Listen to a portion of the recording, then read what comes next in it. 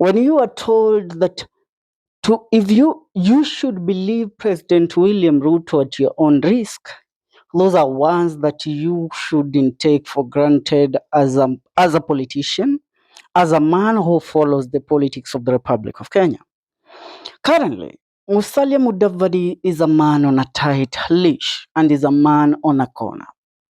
As we speak right now, intelligence has reached our news desk that the office of Musalia Mudavadi is currently being vacated, and the workers at the office of the Prime Cabinet Secretary have been removed, and those that are currently taking over are the workers that are supposed to work for one Honorable Raila Odinga.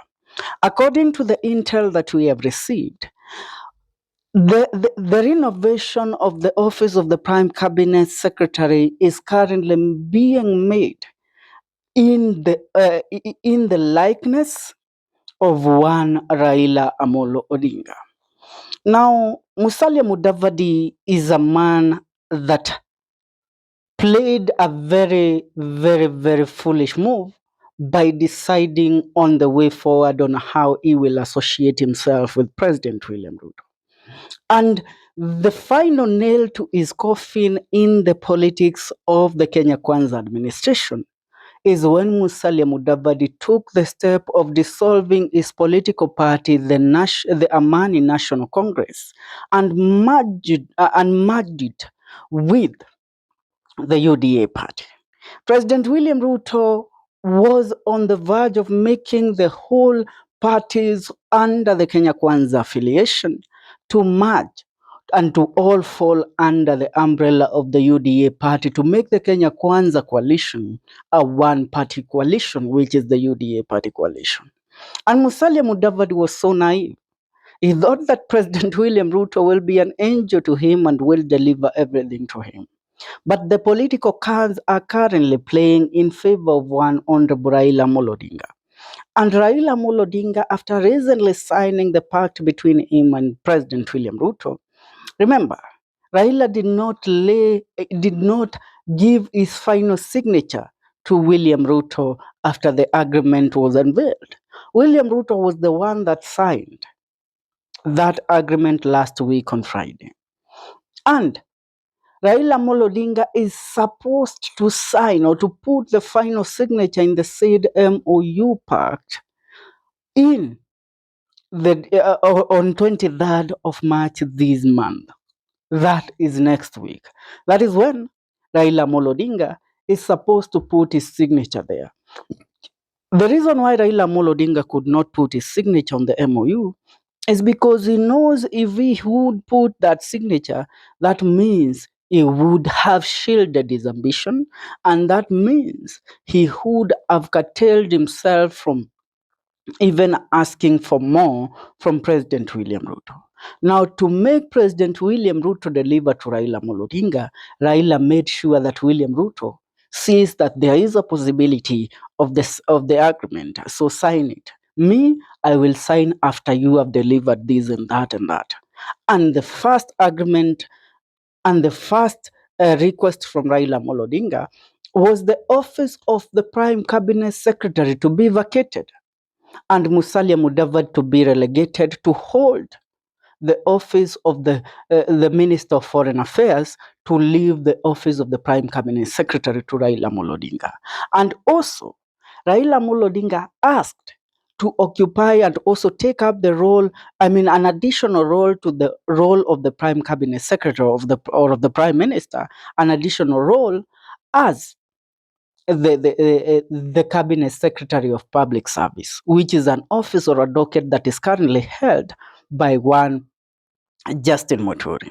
Now, when Raila Odinga signed that pact, remember in the signing, you all saw the facts that Musalia Mudavadi was missing, that Wetangula was missing. That means they all knew that William Ruto bringing in Raila Odinga, Raila was not going for anybody else. He would go for Wetangula and he would go for Musalia Mudavadi. And that is why Musalia Mudavadi was not there during the signing. Now, after the signing, after the first signature was put there by William Ruto, Raila Odinga asked William Ruto to make sure that that office is vacated before the 23rd of March. And that is what is currently happening according to the intel we have. Apart from that, Musalia Mudavadi, after being given the orders to vacate the office of the Prime Cabinet Secretary, he started to review the agreement that he had signed with William Ruto to see that if there is a way that he can pull his recently dissolved ANC party from the UDA party. Are we together? But it can't be pulled out. You all saw the trading, letter of the letter that was wrote to the office of the registrar of political parties to pull out ANC from UDA and from Kenya Kwanza. But that is impossible. Why is it impossible?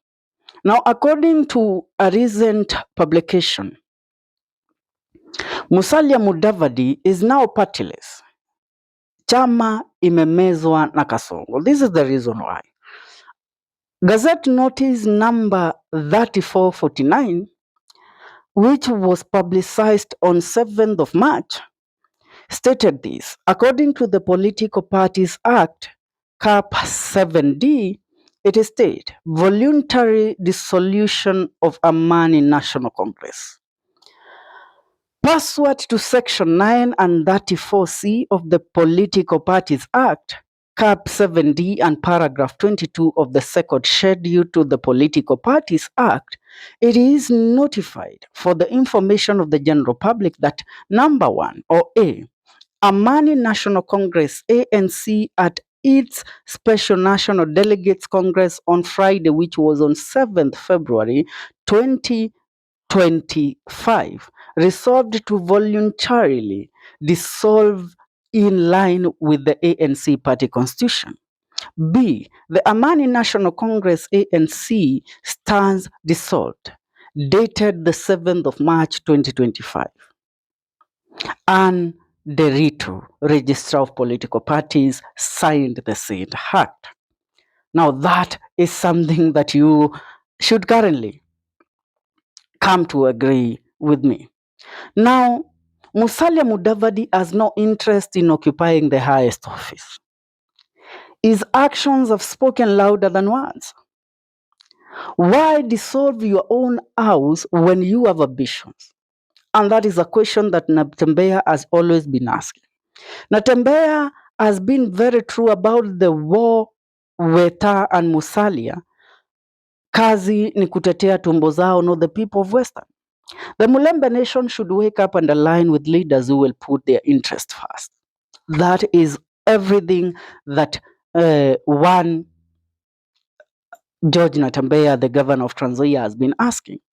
Now, according to what we are being told, Raila Amolo Odinga, according to the MOU, Gladys Wanga, Opiyo Wandayi, Hassan Joho are listed as the preferred candidates to deputize William Ruto in 2027 unless things change. Are we together? So listen, there is no way that this MOU signed by Raila Amolo Odinga could not have an implication on the 2027 general election. And that's why under the hidden article in the said MOU that was signed by William Ruto, Gladys Wanga, Opiyo Wandayi, or Hassan Joho are listed as the preferred candidates to deputize William Ruto in 2027 unless things change. That means Raila Amolo Odinga has sealed his fate to the Kenya Kwanza government even after the 2027 general election. Now, Raila, according to the news that we got today, Raila Odinga is to be officially unveiled as the Prime Minister next week. 5 more cabinet secretary positions and 15 permanent secretaries will be given to ODM party. In the agreement, ODM will have a deputy president to deputize William Ruto in the year 2027. And As I said, Wanga, Opio Ndai, Ali Hassan Joho are enlisted as the possible deputy presidential candidates that will deputize William Ruto come the year 2027. Are we together? Now, when you look at it in the broader picture, that's why I've told you the office of Musalia Mudavadi has currently been vacated.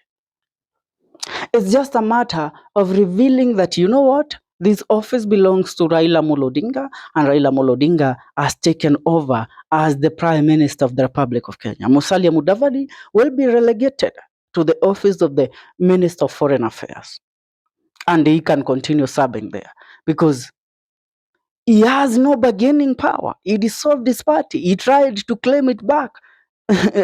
Just the other day, he was told the party stands dissolved.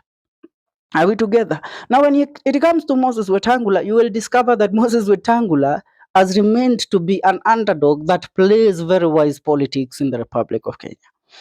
Even though he has been forced by the High Court of Kenya to dissolve his Ford Kenya party, Wetangula has refused.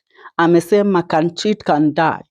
I am not boarding that vehicle of dissolving my party under William Ruto. I know William Ruto will feed me to the dogs the moment I do that, and I will have no bargaining power. So Musalia Mudavadi can is either you take up the small position we are giving you as a cabinet secretary for foreign affairs, or you walk out.